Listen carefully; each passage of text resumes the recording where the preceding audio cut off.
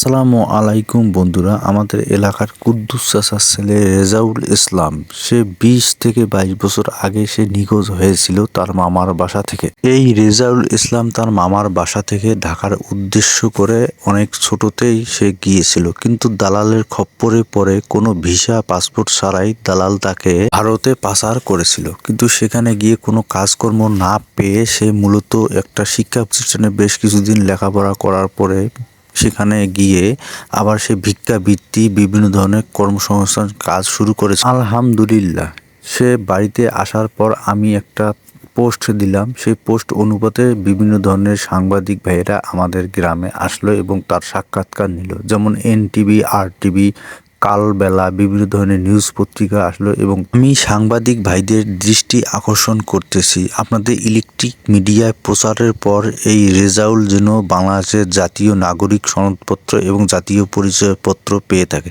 সে যেহেতু দীর্ঘদিন ইন্ডিয়াতে বিভিন্ন কাজকর্ম, সে একটা ইন্ডিয়ার একটা গরুর ফার্মে সে কাজ করছিল। মূলত সেখানে কোনো পারিশ্রমিক সে পায়নি, মূলত 3 বেলা খাবারের ন্যায় সে কাজ করছে। অনেক লাঞ্ছনা, যাতনা, অনেক নির্যাতন সে সহ্য করছে এই রেজাউল ইসলাম।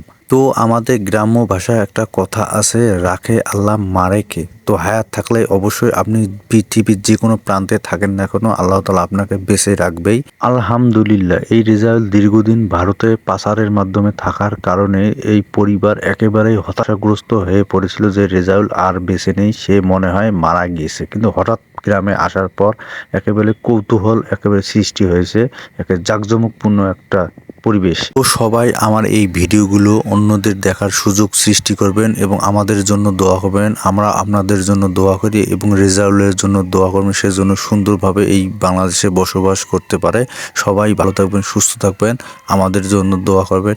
আসসালামু আলাইকুম আ রহমাতুল্লাহ।